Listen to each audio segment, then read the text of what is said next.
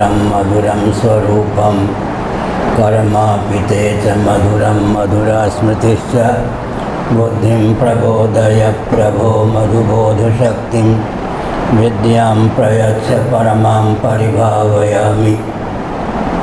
कोमलं कूजयन् वेणुं श्यामलोऽयं कुमारकः वेदवेद्यं परं ब्रह्म भासतां हृदये मम।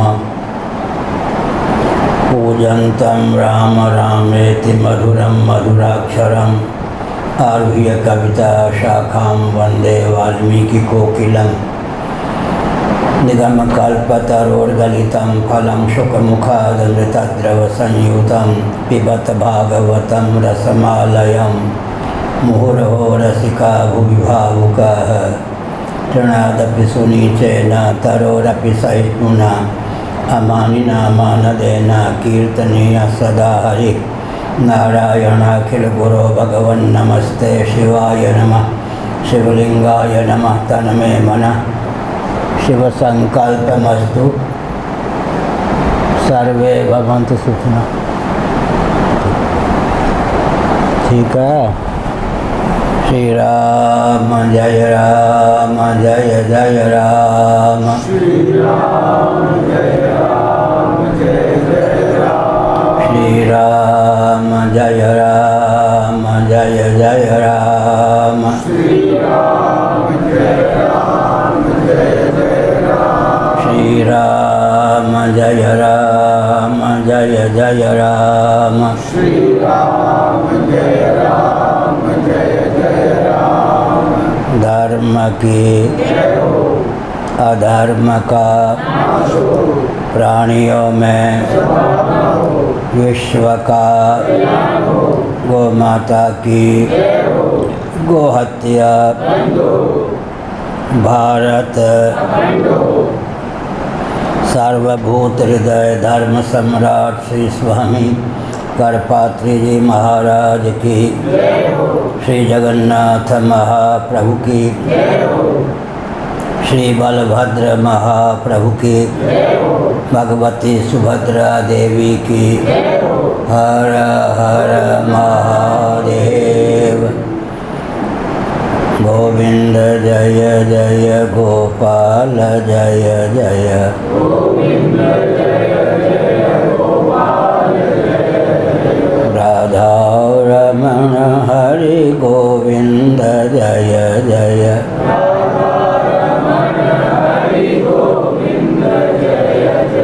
श्री कृष्ण गोविंद हरे मुरारे। श्री कृष्ण गोविंद हरे मुरारे। दीनाथ नारायण वासुदेव। दीनाथ नारायण वासुदेव।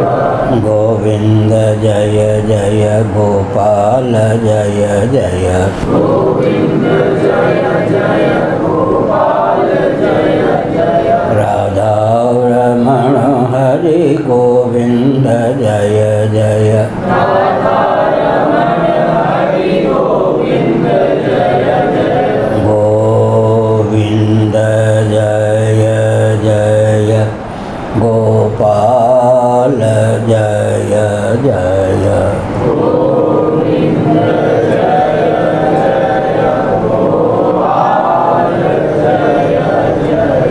राधा रमण हरि गोविंद जय जय।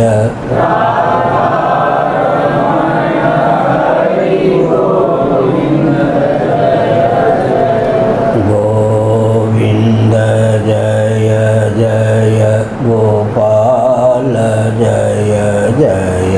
गोविंद जय जय गोपाल जय जय। राधा रमण हरि गोविंद जय जय।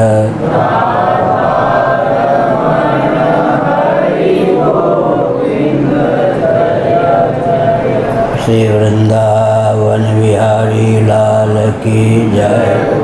नमो माधव्य शंभो शिव शिव। शिव शिव शिव शिव नारायण नारायण नारायण।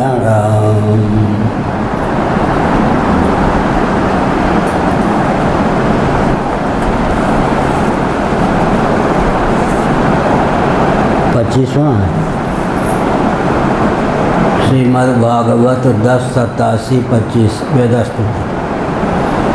जनिमसतसतो मृत्युमुतात्मनि ये च विधं विपणमृतं स्मरन्त्युपदिशन्ति त आरूपितैः त्रिगुणमयः पुमानिति विदायदबोधकृता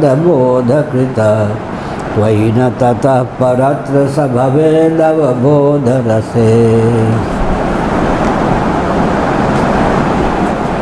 नारायण।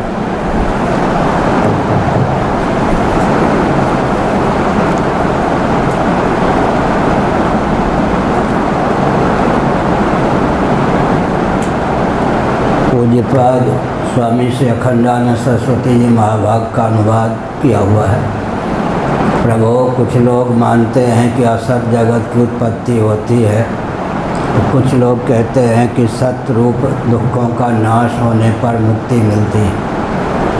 दूसरे लोग आत्मा को अनेक मानते हैं, तो कई लोग कर्म के द्वारा प्राप्त होने वाले लोक और परलोक रूप व्यवहार को सत्य मानते हैं। इसमें संदेह नहीं कि ये सभी बातें भ्रममूलक हैं और वे आरोप करके ही ऐसा उपदेश करते हैं। पुरुष त्रिगुणमय है, इस प्रकार का भेदभाव केवल अज्ञान से ही होता है और आप अज्ञान से सर्वथा परे हैं, इसलिए ज्ञान स्वरूप आप में किसी प्रकार का भेदभाव नहीं।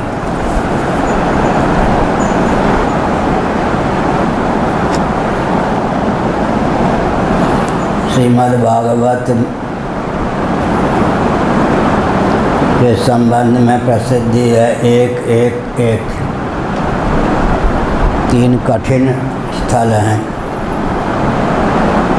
श्रीमद्भागवत प्रथम स्कंद का प्रथम श्लोक प्रथम अध्याय का कठिन माना जाता है। एक अध्याय या वेदस्तुति कठिन है और एक स्कंद एकादश स्कंद एक एक एक।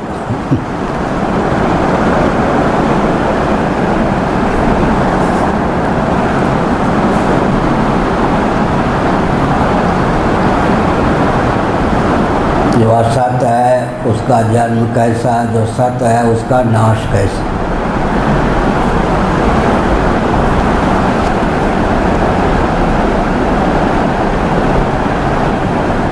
आत्मतत्व स्वरूपता अनेक कैसा।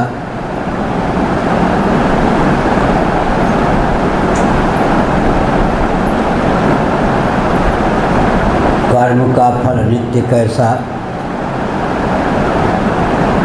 अगर इस प्रकार की मान्यता कोई पाले हुए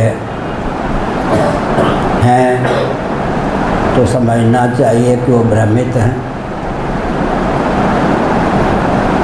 आत्मा को स्वरूपता त्रिगुणमय मानने वाले भी भ्रम के शिकार ही हैं। आप तो ज्ञान स्वरूप हैं, आप में किसी प्रकार का वस्तुतः भेद सिद्ध ही नहीं है। यह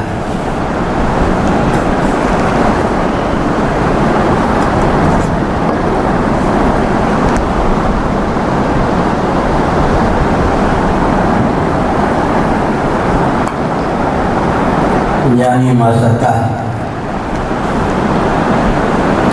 असत शब्द का प्रयोग विवक्षावसात प्रकरण के अनुसार कई अर्थों में होता है। असतो मा सद्गमय, यह जो बृहदारण्यक उपनिषद है इसके अनुसार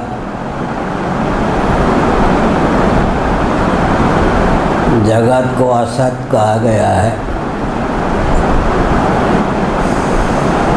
कथम असत सत जायेत, इस छांदोग्य श्रुति के अनुसार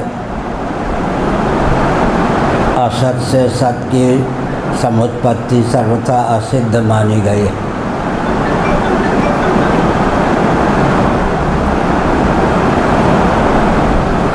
इसी प्रकार से छांदोग्य श्रुति में यह भी कहा गया कि असत से सत जगत उत्पन्न हुआ।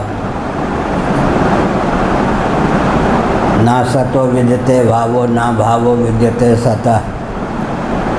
गीता के दूसरे अध्याय में भी असत शब्द का प्रयोग हुआ है। प्रकरण के अनुसार विवक्षावसात असत का अर्थ समझ लेना चाहिए। असत से सत की उत्पत्ति जब सैद्धांतिक धरातल पर मानी जाती है तब असत का अर्थ अव्यक्त होता है और असत से सत उत्पन्न ही कैसे हो सकता है। कथमसतः सत जायेत, यहाँ पर असत शब्द का अर्थ अलीक वंध्यापुत्र आदि के समान अत्यंत अभावात्मक शब्द ज्ञानानुपाती वस्तु शून्यो विकल्प इस योग दर्शन की विधा से करना चाहिए। जगत असत है जब कहते हैं असतो मा सद्गमय, तो असत का अर्थ होता है कार्य प्रपंच जो एक रस ना हो, नश्वर हो। अव्यक्त के अर्थ में, अभाव के अर्थ में,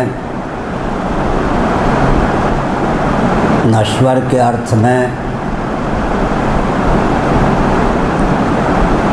अव्यक्त शब्द असत शब्द का प्रयोग शास्त्रों में किया गया है। अतः प्रसंग के अनुसार असत का अर्थ समझ लेना चाहिए। सर्वत्र एक अर्थ ही असत का नहीं होता। असत का अर्थ अलीक वंध्यापुत्र आदि के समान स्वरूप विहीन, अस्तित्व विहीन भी है।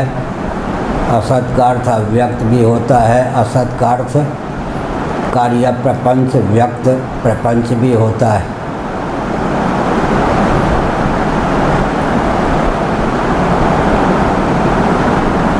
तो यहाँ पर जनिमसतः सतो मृतिम उतात्मन ये च विदाम। असत जगत की उत्पत्ति का जो विषय होगा वह सत हो ही नहीं सकता है, संभव नहीं। लेकिन दार्शनिक परिप्रेक्ष्य में कुछ ऐसे भी विचारक हैं जो असत की उत्पत्ति मान लेते हैं।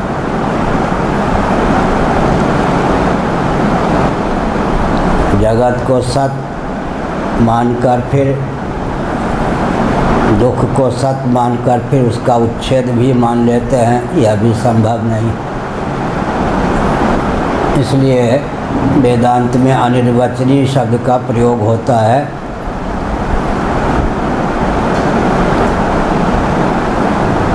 कहीं कहीं सिद्धांत के अर्थ में भी सदसत शब्द का प्रयोग होता है। कहीं असैद्धांतिक धरातल पर भी सदसत शब्द का प्रयोग होता है।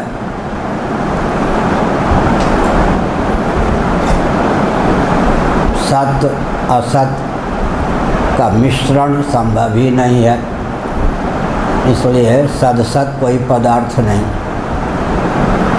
लेकिन कहीं सिद्धांत के अर्थ में सदसत शब्द का प्रयोग किया गया है। वहाँ पर अर्थ क्या करना चाहिए? अर्थक क्रियाकारिता जिसमें संपन्न हो उसको वैशेषिक नैयायिक सत कहते हैं। इस दृष्टि से कार्य प्रपंच भी सत कहा जाता है। अर्थक क्रियाकारिता माने प्रयोजन की सिद्धि में हेतु,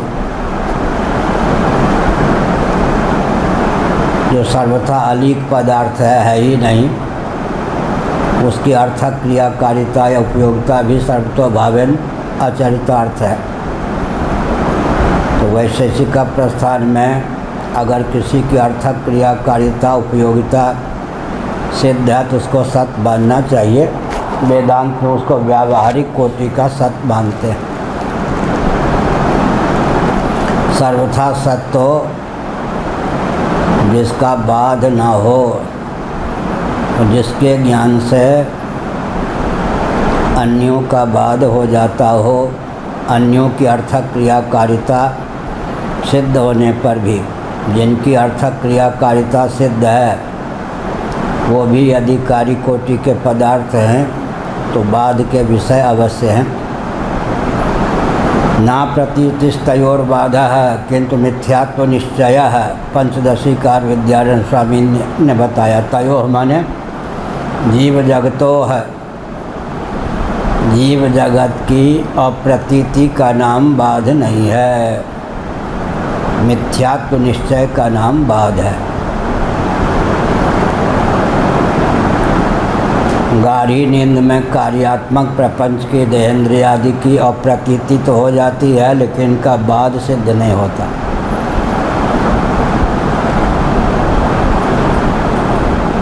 घन अंधकार होने पर रज्जु सर्प की अप्रतीति तो सिद्ध होती है, लेकिन बाध सिद्ध नहीं होता। मंद अंधकार में निपतित रज्जु खंड में सर्प बुद्धि हो जाती है। घन अंधकार छा जाने पर सर्प का विलोप हो जाता है। मिथ्यात्व निश्चय के बिना ही अगर किसी की अप्रतीति हो जाए उसका नाम बाध नहीं है। महाप्रलय में जगत की अप्रतीति रहती ही है। इस प्रकार से सावधान होकर सत असत इन शब्दों का प्रयोग करना चाहिए और इनके अर्थ को समझने का प्रयास करना चाहिए। असतो माँ सद्गमय तमसो माँ ज्योतिर्गमय मृत्योर माँ मृतम गमय। असतो माँ सद्गमय है और अंत में मृत्योर माँ मृतम गमय। पुनरुक्ति के वारण के लिए फिर अर्थ में भेद करना पड़ता है। यह जो असत कार्य कोटि प्रविष्ट जगत है उसे सत की ओर मुझे ले चलो। हे प्रभो, मेरे जीवन में उस बल और वेग का आधान कर दो जो कुछ असत है, कार्य प्रपंच है, उससे पिंड छुड़ाकर सन्मात्र मृत्युंजय होकर मैं शेष रह सकूं। अनित्य के लिए असत शब्द का प्रयोग यहाँ हुआ है। असतो माँ सद्गमय, तमसो माँ ज्योतिर्गमय। तमस माने अज्ञान, तमस का अर्थ होता अज्ञान, जड़। यह जगत जो है तमस है, अज्ञान का कार्य है, अचित्त है। इससे पिंड छुड़ाकर मैं चिद्रूप होकर ज्ञान स्वरूप होकर शेष रह सकूँ, यह कहा गया। असतो माँ सद्गमय तमसो माँ ज्योतिर्गमय मृत्योर माँ मृतम गमय। अब यहाँ पर मृत्यु शब्द आ गया। पहले असत आया था तो मृत्यु का अर्थ यहाँ पर दुख कर लेना चाहिए प्रसंगानुसार। जो कुछ दुख है उससे पिंड छुड़ाकर अमृत स्वरूप आनंद स्वरूप होकर मैं शेष रह सकूं। इसका अर्थ क्या हुआ? जगत अनित्य है, अचित है, दुखप्रद है। इस जगत से पिंड छुड़ाकर सद्रूप होकर चिद्रूप होकर आनंद स्वरूप होकर मैं शेष रह सकूं। आत्मा तो सच्चिदानंद है ही, केवल अनात्म वस्तुओं के अनुरूप आत्म मान्यता का त्याग अपेक्षित है। इसीलिए श्रीमद् भागवत में मुक्ति को परिभाषित किया गया। मुक्तिर्हित्वा अन्यथा रूपम स्वरूपेण व्यवस्थिति ही, अन्यथा रूपम हित्वा स्वरूपेण व्यवस्थिति। अनात्म वस्तुओं के अनुरूप आत्म मान्यता का त्याग कर आत्मानुरूप आत्मस्थिति का नाम मुक्ति है। संभवतः आनंद वृंदावन में कल यहाँ प्रवचन हुआ था क्या? नहीं। प्रेमानंद वृंदावन में हमने बताया होगा, किसी व्यक्ति को पता चल जाए कि उसका गंतव्य वही है तो गमनक क्रिया की अपेक्षा नहीं होगी। बताया था, यहाँ बताया था। किसी गंता को पता चल जाए कि गंतव्य वही है तो गमन की अपेक्षा नहीं होगी। अपने से अन्यत्र जाने के लिए गमनक क्रिया की उपयोगिता होती है, लेकिन यहाँ कठिनाई क्या है? हमारा गंतव्य हम स्वयं हैं। ऐसा होने पर भी हम तक हमारी गति नहीं है। यह भी एक विचित्र, किसी भी व्यक्ति की उस तक गति तो होती ही है, फिर हम तक हमारी गति का अर्थ वेदांत प्रस्थान के अनुसार जो हमारा तात्विक स्वरूप है उसके अनुरूप हम स्वयं को मानते नहीं, जानते नहीं। इसलिए आत्मा के अनुरूप आत्म तत्व को जानना ही आत्मा का आत्म तत्व तक गमन है। यही सबसे जटिल घाटी है। गंता की गति गंता तक हो सके आध्यात्मिक जगत में, यही सबसे कठिन गति है। अर्थात कोई भी जीव अपने तात्विक स्वरूप को ठीक ठीक समझ ले तब काम बन जाता है। अनात्म वस्तुओं के अनुरूप आत्म मान्यता का त्याग कर भगवान शंकराचार्य महाभाग ने भगवद गीता के 18वें अध्याय के भाष्य में एक तथ्य उद्भाषित किया प्रश्न के माध्यम से। तो क्या मुक्ति के लिए प्रयास कर्तव्य है? उन्होंने कहा बिल्कुल नहीं। करना क्या है? आत्म तत्व तो नित्य मुक्त है, शुद्ध है, बुद्ध है।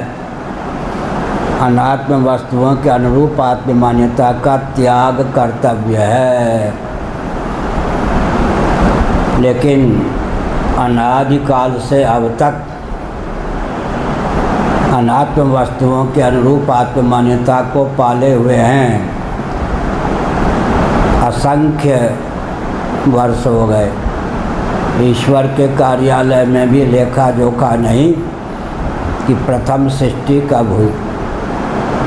श्री वल्लभाचार्य की दृष्टि से मैं बोल रहा हूँ। श्री वल्लभाचार्य विशुद्धाद्वैत को मानने वाले हैं। वस्तु स्थिति यह है कि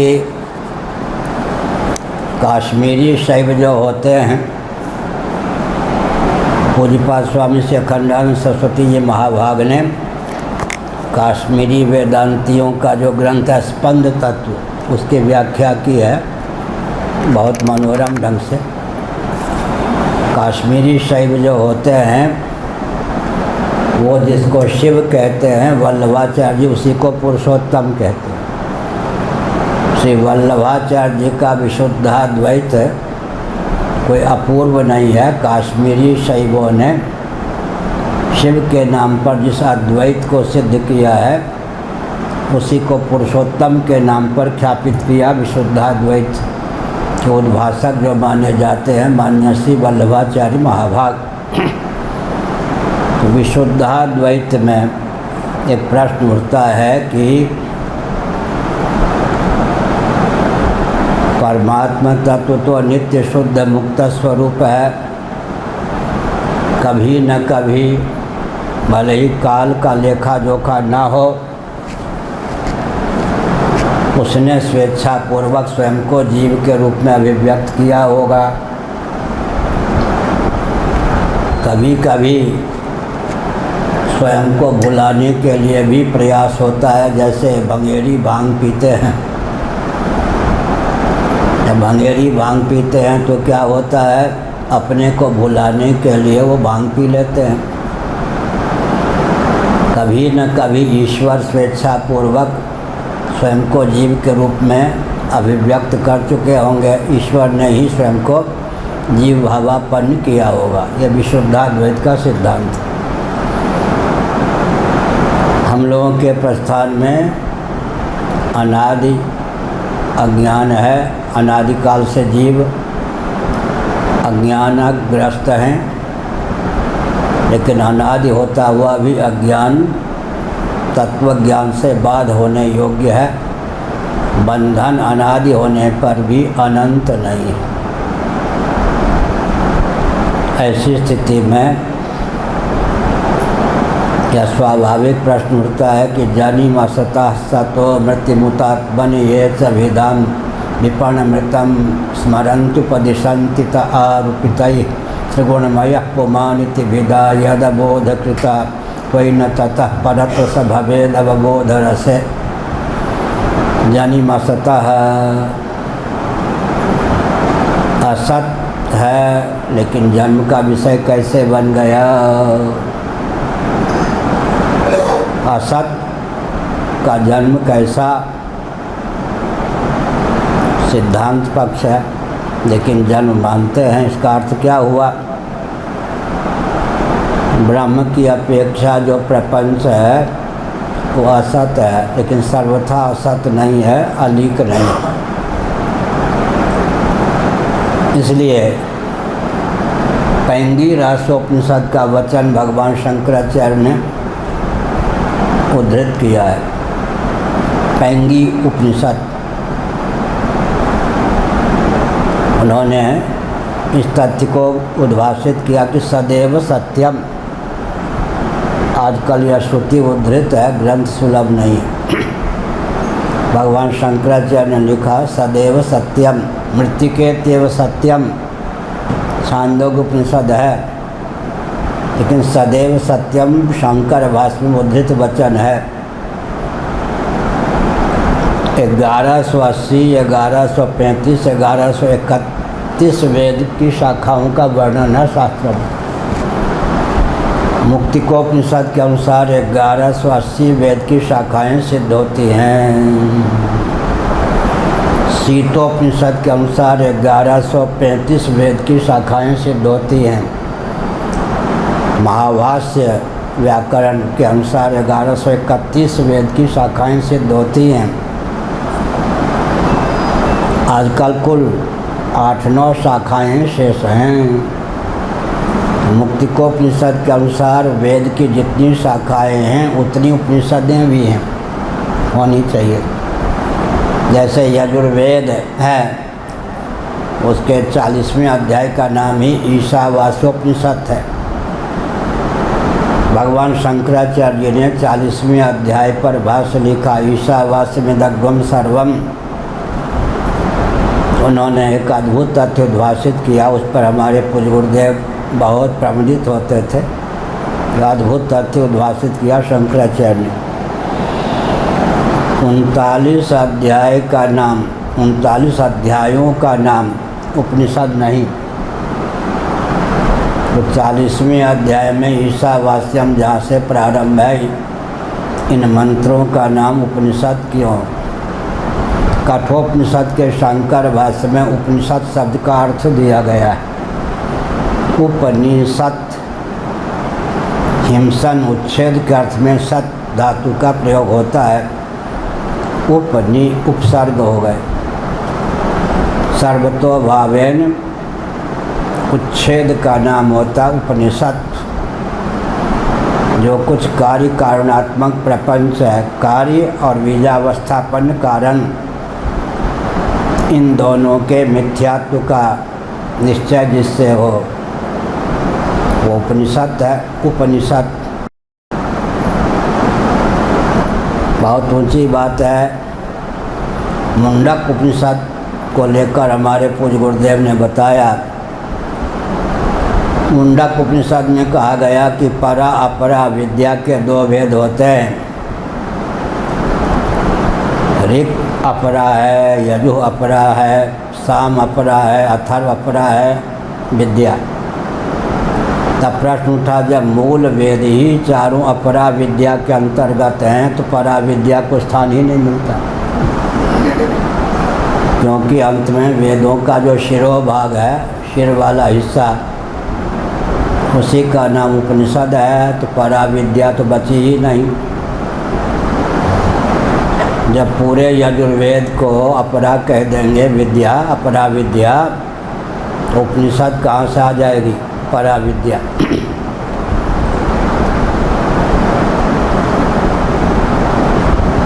इसका अर्थ क्या हुआ? उपनिषद भी जब तक चरम वृत्ति के रूप में परिणत न हो तब तक वह भी अपरा विद्या ही है, यह अर्थ। उपनिषद के वचन हमने सुन लिया, समझ लिया, दूसरों को समझा दिया, लेकिन समझा हुआ जब तक चरम वृत्ति का रूप धारण न करे तब तक वह भी अपरा विद्या ही है। ईशावास्यादि जो मंत्र हैं ये उपनिषद क्यों हैं? तो शंकराचार्य ने लिखा, कर्मों में इन मंत्रों का विनियोग नहीं है।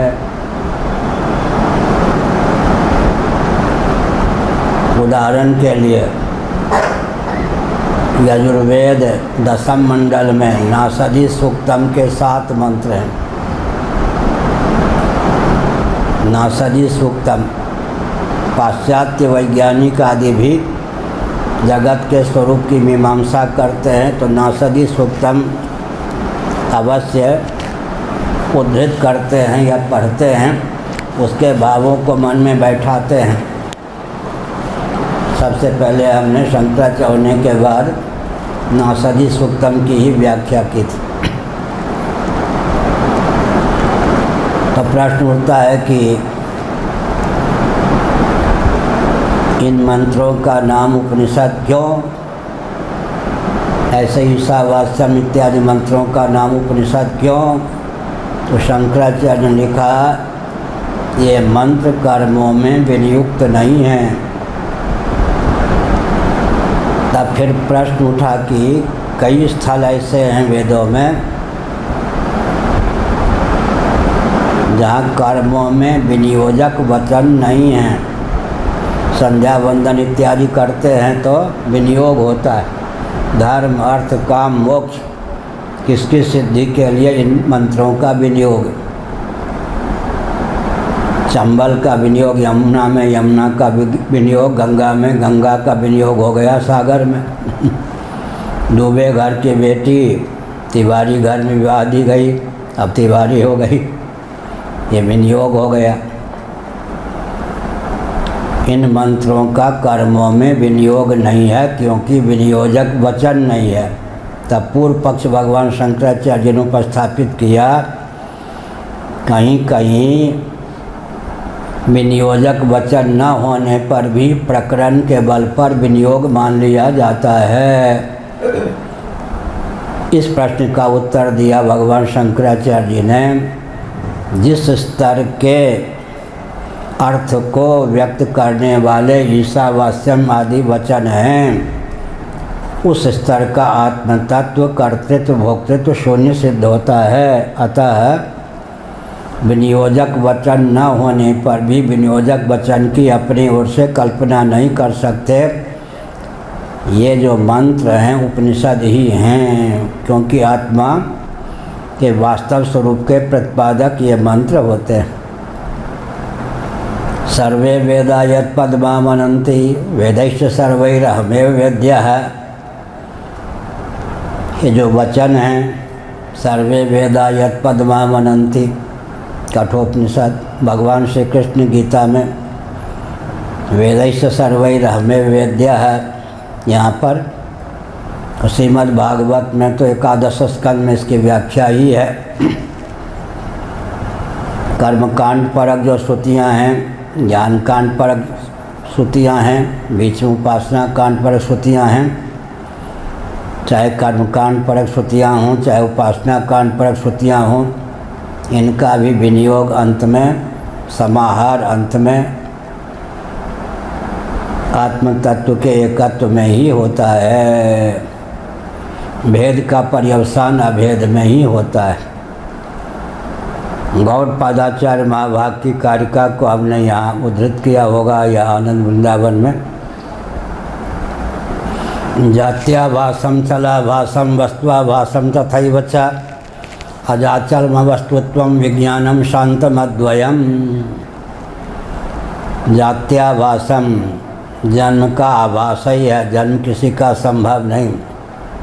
चलाभासम, क्रिया का आभास ही है, क्रिया संभव ही नहीं। वस्तुआभासम, गुण और क्रिया का आश्रय का नाम द्रव्य है, तो द्रव्य भी कोई सिद्ध होता नहीं। जात्याभासम, चलाभासम, वस्तुआभासम तथैव च अजाचलम वस्तुत्वम। आत्म तत्व आज अभी नहीं है, बाद में प्रवचन के बाद। अजाचलम वस्तुत्वम विज्ञानम शांतमद्वयम। अज अचल, अवस्तु माने अद्रव्य, वेद्यम वास्तव वस्तुमत्र शिवदम तापत्रयोन्मूलनम। जात्याभासम, चलाभासम, वस्तुआभासम। वस्तु का अर्थ यहाँ पर है गुण क्रिया का आश्रय रूप द्रव्य। पृथ्वी, जल, तेज, वायु, आकाश, दिक्, काल, आत्मा, मन, वैशेषिक इत्यादि इनको द्रव्य कहेंगे। तो आनंद गिरि जी ने प्रश्न उठाया है कि आत्मा जो वेदांत सम्मत है, वेदांत सम्मत जो आत्म तत्व है, अर्थात वेदांत की विधा से जो आत्म तत्व का ज्ञान प्राप्त होता है, उसको हम द्रव्य माने या न माने, वो तो निर्गुण निष्क्रिय है। और द्रव्य तो गुण और क्रिया का आश्रय होता है। समवाय संबंध से जिसमें द्रव्य और क्रिया सन्निहित हों उसका नाम, जिसमें गुण और क्रिया सन्निहित हों उसका नाम द्रव्य होता है। आत्मा को द्रव्य माने या न माने, वैशेषिक प्रस्थान में तो आत्मा भी द्रव्य है, न्याय की विधा से भी आत्मा द्रव्य है। वेदांत प्रस्थान के अनुसार आत्मा को द्रव्य माने या न माने। इसका उत्तर दिया, अगर हम आत्मा को द्रव्य मानते हैं तो द्रव्य की परिभाषा अपनी ओर से गढ़नी होगी। वैशेषिक और न्याय की विधा से द्रव्य की परिभाषा गढ़ेंगे तो आत्म तत्व द्रव्य सिद्ध नहीं होगा, क्योंकि वो निर्गुण है, निष्क्रिय है। इसलिए निरपेक्ष, स्वतः सिद्ध निरपेक्ष स्वप्रकाश तत्व का नाम द्रव्य है। इस ढंग से आत्मा को अगर वेदांत प्रस्थान की सीमा में द्रव्य कहना चाहेंगे तो परिभाषा अपनी ओर से गढ़नी होगी। तो अब तक के प्रवचन का अर्थ यह हुआ कि जगत सत ही मानेंगे तो सत उसको कहते हैं जो सदा विद्यमान हो, तब उत्पत्ति का प्रश्न उठता है। सर्वथा असत की उत्पत्ति होगी तो बंध्यापुत्र भी उत्पन्न होने लगेगा। तो सत भी कहते बनता नहीं, असत भी कहते बनता नहीं। सद सत कोई पदार्थ होता नहीं। चतुष्कोटि, चौथी कोटि बनाई बौद्धों ने। सत असत सद सत माने उभय और अनुभय। बौद्ध जो हैं, हम लोग 3 कोटि मानते हैं, तो बौद्धों ने 4 कोटि माना। सत असत उभय अनुभय। वस्तुतः जगत को सत कोटि, असत कोटि, उभय कोटि, अनुभय कोटि किस कोटि में रखें? अंत में तेजो बिंदुपनिषद, वराहोपनिषद, अन्नपूर्णोपनिषद आदि के अनुसार विचार करें तो हमने कहा था यहाँ या कहीं कहा होगा, जगत चिदाश्रित है, जगत चिद्विलास है, जगत चिद्विवर्त है, जगत चिन्मय है, जगत चिन्मात्र है। इतने चरणों में जगत की मीमांसा पूर्ण होती है। सहसा कोई जगत को चिद्विवर्त समझ ले, संभव नहीं। जगत चिदाश्रित है, इतनी दृढ़ता हो जाए मनन और निध्यासन के बल पर। जगत चिदाश्रित है, उसके बाद चिद्विलास है। संपूर्णानंद जी ने ग्रंथ लिखा चिद्विलास। शब्द कहाँ से लिया? विनय पत्रिका तुलसीदास जी से। तुलसीदास जग चिद्विलास वो बूझत बूझत बूझे जग चिद विलास। को माने कोई, बिरले बिरले बिरले पाइए माया त्यागी संत। को माने कोई, लाखों में कोई। मनुष्याणाम शास्त्रेषु गीता। जगत तुलसीदास जगचिद विलास को बूझत बूझत बूझे, 3 बार बूझने शब्द का प्रयोग किया। समझते समझते समझता है, पहले मोर्चे पर ही जगत को चिद विलास समझ पाना कठिन है। तुलसीदास जगचिद विलास को बूझत बूझत बूझे, बूझते बूझते बूझता है, समझते समझते समझता है। पहले जगत को भूतों का विलास समझना चाहिए, पंचभूतों का विलास। उसके बाद प्रकृति का विलास समझना चाहिए, उसके बाद ब्रह्म का विलास समझ में आएगा। चिद विलास जगत को समझने के लिए पहले पंचभूतों का विलास समझना चाहिए। पंचभूत प्रकृति के कार्य है, इसलिए प्रकृति का विलास समझना चाहिए। अंत में चिद विलास, जगत चिदाश्रित है, चित्त तत्व के समाश्रित है, ऐसा समझना सुगम है। इसके बाद जगत चिद विलास है, इसके लिए और साधना परिपक्व हो। फिर चिद विवर्त है, जैसे रज्जु का विवर्त सर्प, धारा माला भूषित दंड, सुक्ति का विवर्त रजत, इस प्रकार जगत चिद विलास। फिर चिद विवर्त है, रज्जु सर्पवत।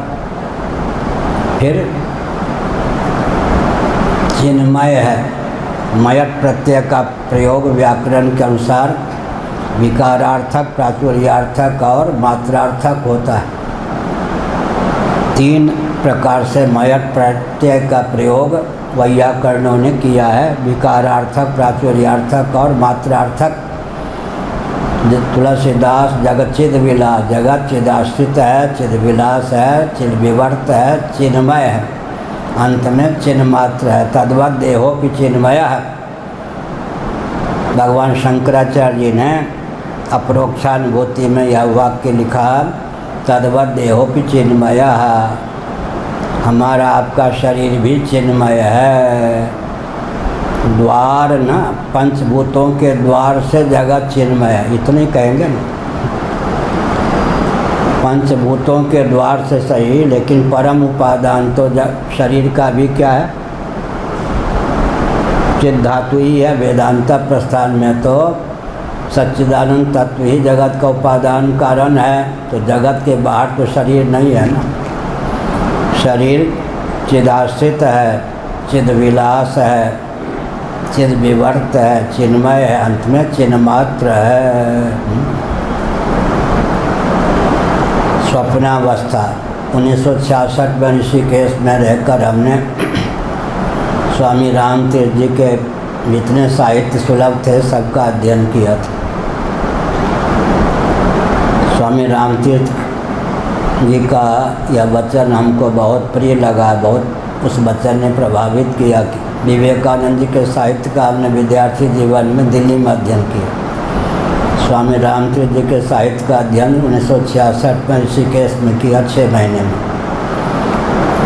स्वामी रामतीर्थ जी ने अपने वक्तव्य में कहा, ग्रंथ में निगदित है, वह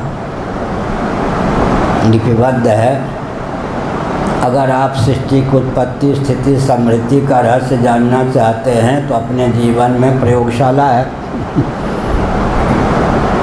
स्वप्नावस्था उत्पत्ति के रहस्य को बताने वाली है, जागृत अवस्था जगत की स्थिति के रहस्य को बताने वाली है, सुषुप्ति अवस्था जगत की समृद्धि को बताने वाली है। इस प्रकार से सत्य सहिष्णुता की अभिव्यक्ति अपने जीवन का अंकन करके संभव है। जो जागृत स्वप्न सुषुप्ति का अध्ययन नहीं कर पाते वो जगत के रहस्य को समझ भी नहीं पाते। भगवान शंकराचार्य महाभाग ने अपने भाष्यों में लिखा है, ब्रह्मसूत्र, भगवान शंकराचार्य महाभाग ने अपने भाष्यों में लिखा